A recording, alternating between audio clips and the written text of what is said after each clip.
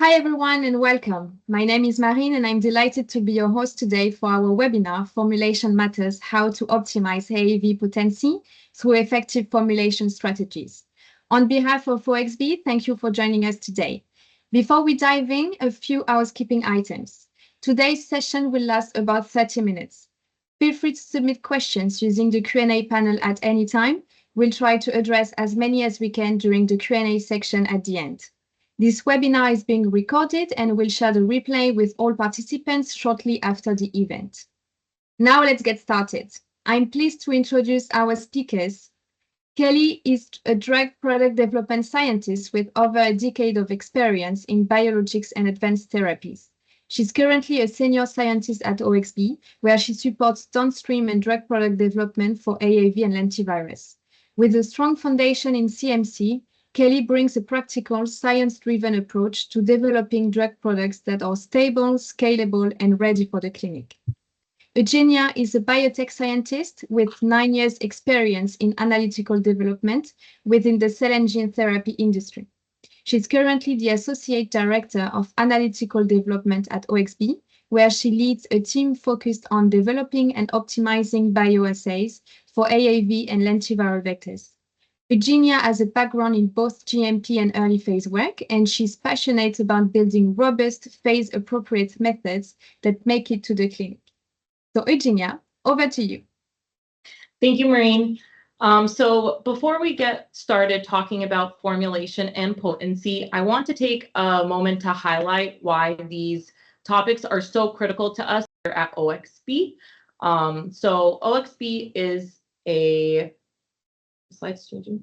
Okay. OXB is a global CDMO specializing in viral vector development and manufacturing in cell and gene therapy, working towards the mission to enable our clients to deliver life-changing therapies to patients around the world.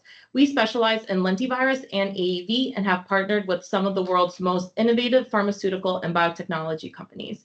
We have over 900 successful GMP batches, and we look forward to working with our clients to accelerate their time to clinic by utilizing our robust toolbox, which includes both formulation and potency assay development. This is the agenda of what Kelly and I will be talking about, which will be the importance of formulation and gene expression development, followed by some case studies, and ending in data showcasing a new predictive modeling assay offered at OXB in the development space. Handing this off to Kelly. Thanks, Eugenia. So as she mentioned, I'll be starting off talking about the importance of formulation considerations in early AAV product development. So here we wanted to highlight the importance of what a formulation can do for a long-term product success. So something we're able to offer at OXB is a high titer formulation, which will allow us to reduce the cost of goods, as well as maintain high product quality and stability. We have superior stability at refrigerated temperatures, so this allows us to enable refrigerated supply chain, as well as the potential for onboarding different storage temperatures at clinical and preclinical sites. This became a big issue during COVID when accessibility to ultra-cold freezers was very difficult. So as I led into supply chain simplification, this allows us to enable different storage temperatures. Then finally, clinical ease. So we're able to offer some of these different formulation tweaks that can help us with delivering these products in a safer, much more compliant manner. Okay, so for formulation optimization, we at OXB have taken the platform formulation approach, and we have optimized this formulation for multiple different serotypes. And this allows us for platforming a formulation enables us to skip this second step in formulation optimization for specific products and go immediately into DP presentation nominations. That's determining your fill volume and your vial size presentation. Then we're able to move very quickly into sterile fill of critical materials and immediately going into stability, tox batches, and then directly into an IND. So AAV optimized platform formulation here. So we have superior stability to PBS, as you can see in the first panel. When we are looking at accelerated stability, we have very good aggregation protection in our novel formulation, whereas that dotted line is showing a PBS formulation in the same conditions. So we're hitting pretty high aggregation, which has been known to cause immunogenic responses in preclinical and clinical administration. And as I mentioned previously, we've optimized for multiple serotypes, or we've hit most of the commonly used serotypes in the clinical space right now, and we're always looking at novel serotypes as well. We're able to leverage ultra high titers. We're able to hit into the 2E14 range out to 12 months. Then we're also looking at in the bottom panel, we have really strong potency. And as we were able to see in this chart, we have potency is our stability indicating assay, as that's the only attribute that will drop off on stability. And so we also have a different suite of platform formulations that can support CNS, ocular, and IV, as well as many other different restricted routes of administration. So a question I get asked a lot is, why not just formulate in PBS? And so when we have a non-optimized formulation, this impacts shelf life, it impacts product quality, and it can impact your success in clinical trials. So if we look at the panel on the left, we have two images of the same drug product, one in a PBS-derived formulation and one in our novel formulation. Upon 3x freeze thaw and measuring those samples on the halo aura, we stained for protein-based particles with red. So as we can see, the PBS formulation, we have a pretty large increase in those subvisible particles present. Those subvisible particles have been shown to impact immunogenicity and can elicit an immune response, something we don't want to see when we're administering things to patients. Whereas our novel formulation, upon 3x freeze thaw, has no change in subvisible particles. And then further, when we look at the other plot on the right, which I showed earlier, we see that the PBS-derived formulation on accelerated stability aggregates pretty rapidly, where our novel formulation does not. Okay. As I mentioned earlier, potency is a stability indicating method for AAVs. So here we have a standard stability study going out to 12 months. We see no changes in vector genome titer, aggregation, or capsid titer over 12 months at refrigerated or frozen storage. We see the same for potency at refrigerated or frozen storage. There's no change. However, we do see a drop in potency at 25C, which will tell us that potency is our stability indicating method. And so now I'm going to hand it over to Eugenia to talk more about potency strategies at OXB. Thank you. So over these next slides, I'm going to walk you through the potency assay lifecycle and introduce you to the platform gene expression assay that we've developed here at OXB. On this slide, we're looking at the typical trafficking pathway of an AAV vector once it enters a cell. The process starts with the vector binding to the cell surface, then being internalized and transported into the nucleus. Once it's in the nucleus, the genome is released, which kicks off the process of transgene expression, resulting in the production of the therapeutic product, which is typically a protein. Once we examine the process through the lens of AAV potency, we can break it down into 4 critical steps. So the first is genome release into the cell, which we measure using our traditional infectivity assay, also known as TCID50. Second is transcription, where the DNA is converted into RNA. This is where our gene expression assay comes in. Third is translation of that RNA into protein, which can be measured with the protein expression assay. And finally, we assess functional activity, the therapeutic effect of the vector, using a functional potency assay in a relevant in vitro system. Here at OXB, infectivity is a true platform assay. It requires no development and is ready to use out of the box. On the other hand, functional potency assays are highly product specific and can take anywhere from 6 months to 2 years to fully develop, depending on the complexity of the product. Because of this, relying solely on TCID50 as an early phase indication of potency has limitations. This is why we developed a platform gene expression assay to bridge that gap. Before I show you any data, though, I do want to give a high-level overview of how this assay works and what's needed for product-specific development. The workflow begins with seeding cells into a 96-well plate, followed by AAV transduction. In some cases, we will utilize an infectivity enhancer to aid entry and expression.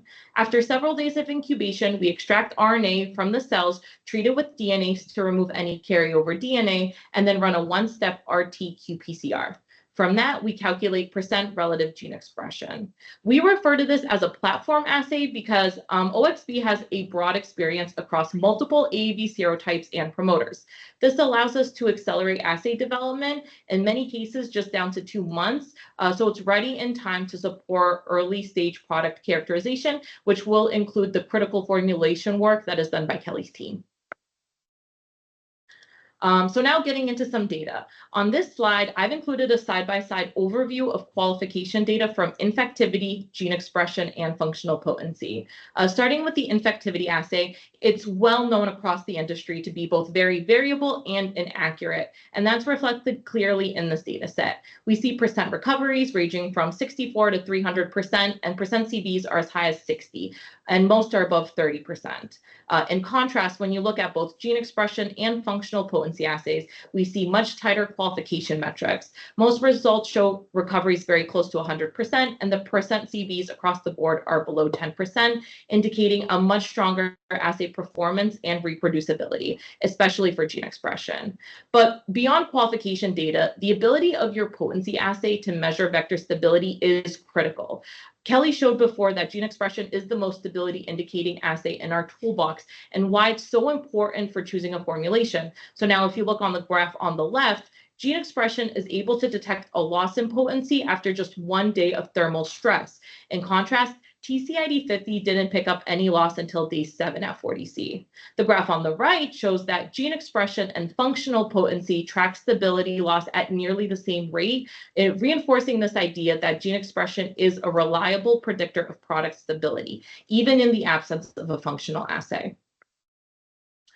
So based on our experience and the data that we've generated across multiple programs, this is the phase-appropriate strategy that we recommend for AAV potency here at OXB. We propose completely removing the infectivity assay, given its high variability and limited value in predicting potency or stability. For phase 1 and 2, we recommend implementing the gene expression assay as the primary potency readout. It offers robust performance, strong correlation of function, and supports critical early development activities like formulation screening. Then prior to your pivotal filing, we recommend validating a product-specific functional potency assay. This ensures that you have a clinically relevant measurement of potency in place before you move towards commercialization. This approach allows for rapid early development while still ensuring that potency is measured accurately and meaningfully at each stage of the product lifecycle. So to summarize on what we've talked about just now, when we look at gene expression, it is the best indicator of potency. When we compare that to TCID50, which is not, it is not appropriate to have on the release panel. And lastly, we see that it is a suitable assay to have in place for your phase 1/2 filing. Now we will move on to some case studies. Sorry, there's a little bit of delay on the slides. Yeah. Okay. Okay, perfect. Thank you. So now we look at some case studies that we've had strong success with, both from an analytical perspective and in terms of formulation strategy. We hope to really showcase what we're able to do with an integrated approach where we combine looking at potency and formulation in a very complex product setting.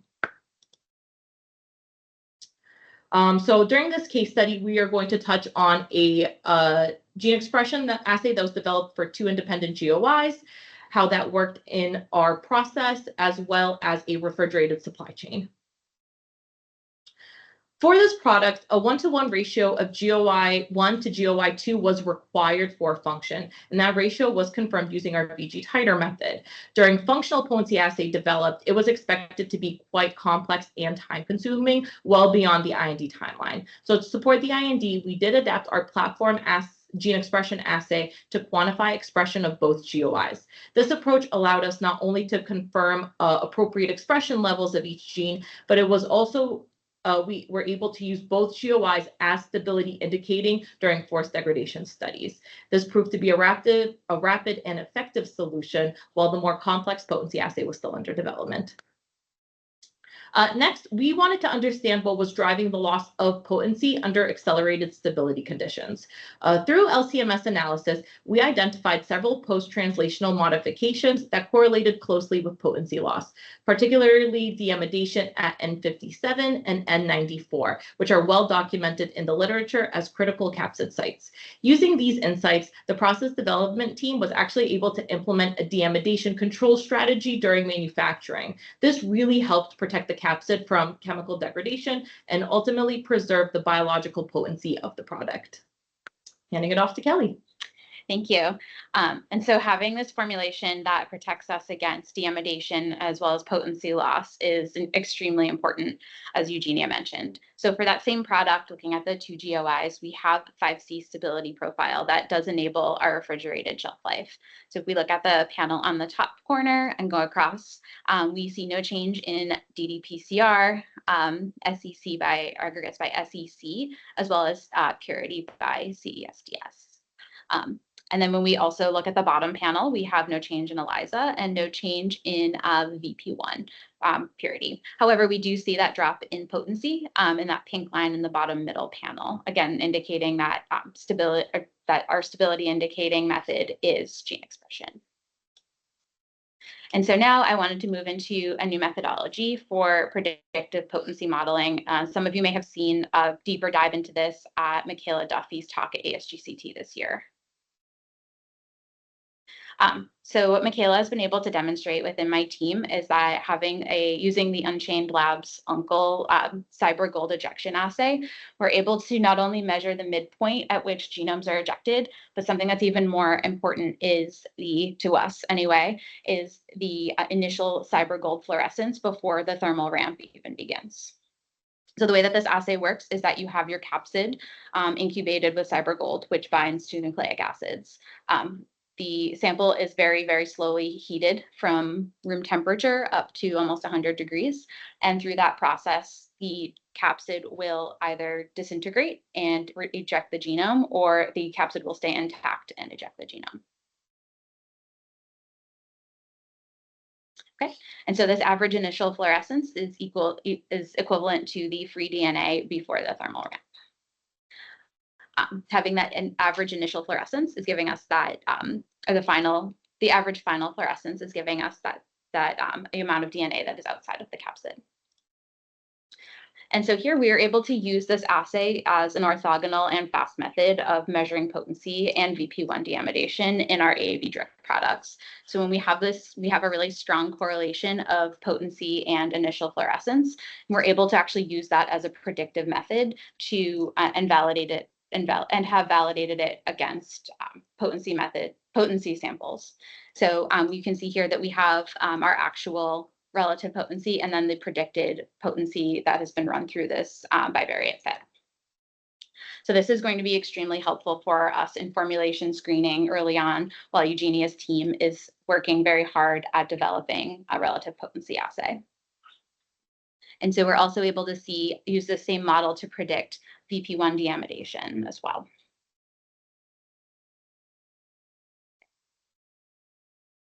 And so just digging in a little bit deeper, this loss of potency is directly correlated with an increased initial fluorescence in those AAV9 drug product samples.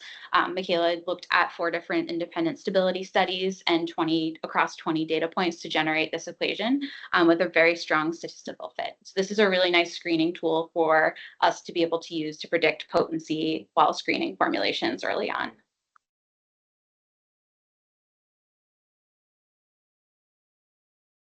We have a step further with next-gen sequencing. So we took some of these samples and ran them on next-gen sequencing.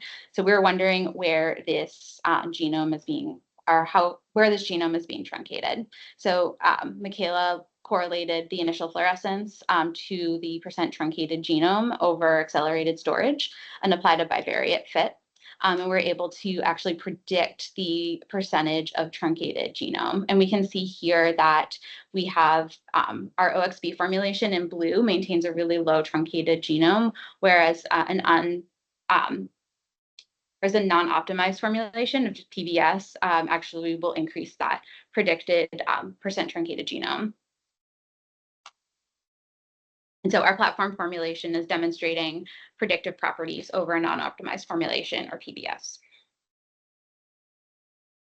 Okay, and just to wrap up, we've developed a platform formulation approach that's been well optimized for potency protection and enables faster development timelines without sacrificing product quality. That mechanism of action involves deamidation of critical amino acids of N57 and N94 in the VP1 subunit that's been directly correlated to impact potency and well established in the literature. Formulation is extremely important in protecting that N57 and N94 deamidation. And using a well-designed potency assay is critical to high product quality. We will just recover that we have a multi-GOI product development that was accelerated to the clinic with a well-designed formulation and potency method. And this new predictive model is able to help us with screening new formulations and getting a potency readout before the potency method has been established. Let's open the Q&A. Great, thank you very much, Kelly and Eugenia, for your great presentation today. We now have time for a few questions that have come in from our audience. Feel free to use the Q&A panel if you still have questions. So I'll start with the first one. Can the initial fluorescence method be used to replace Potency, or is it simply a screening tool? It's simply a screening tool at this stage.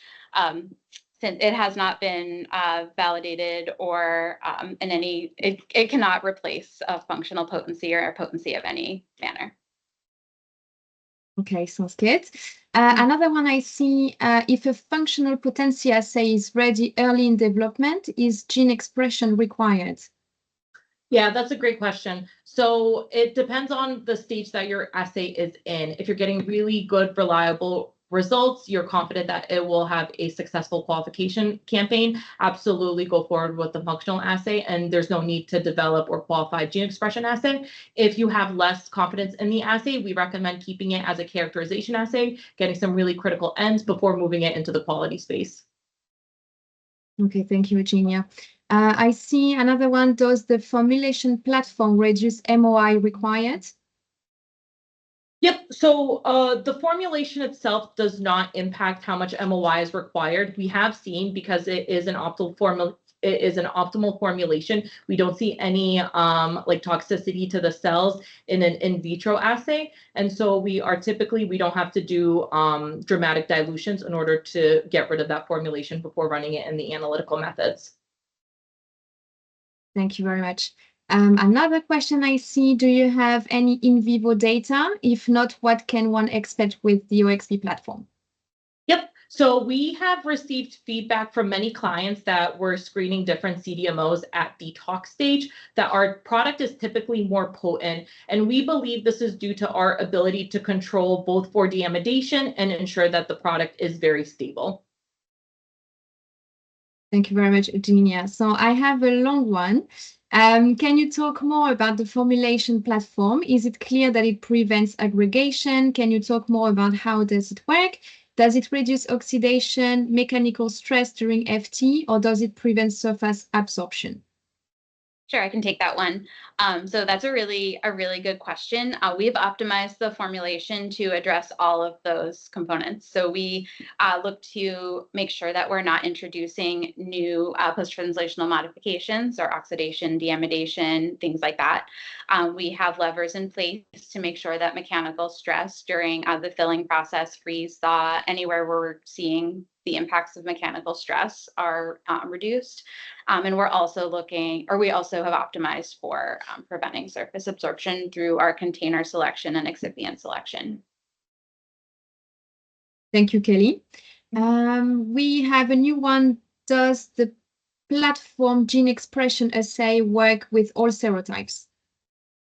Yes. So, of course, I can't say that it works for every serotype. We do get a lot of novel capsids in. We haven't had any capsids, novel or standard, not work in the platform assay. We will sometimes see difficulties with very novel promoters or promoters that are difficult to express. So sometimes that 2 months might have to be 3 months, 4 months. But in 95% of cases, we're able to hit the development in that 2-month time frame. Thank you. And I think we have time for one last question that I just see coming. How does having an optimal formulation impact product quality? Oh, that's a big question, but I'll answer it as quickly as I can. So if we have a formulation that's non-optimized, right? If we consider going back to that PBS versus the OXB formulation, looking at 3x freeze thaw, that's something that's very, we might think that that's just, we're trying to stress it for the sake of trying to stress it, but there's a very real world where your product goes through 3 freeze thaws from drug substance to clinical administration. So just looking at those particles that are present, John Carpenter's lab has really demonstrated that having subvisible particles in your product can elicit an immunogenic response. And having that immunogenic response is not something that you want clouding the results of your preclinical or clinical trials. Thank you very much, Kelly. And I think this is all the time we have for today. I would like to thank you so much, Kelly and Eugenia, and thank you to everyone who joined us today for our webinar. We hope you found the session insightful and that it gave you valuable takeaways around effective formulation strategies to optimize AAV potency. A quick reminder, you will receive the recording via email soon. If you have further questions or if you want to connect with us, feel free to reach out to us at partnering@oxb.com or connect with us on LinkedIn. Thanks again for your time, your attention, and your questions. I wish you a very nice day. Thank you, everyone.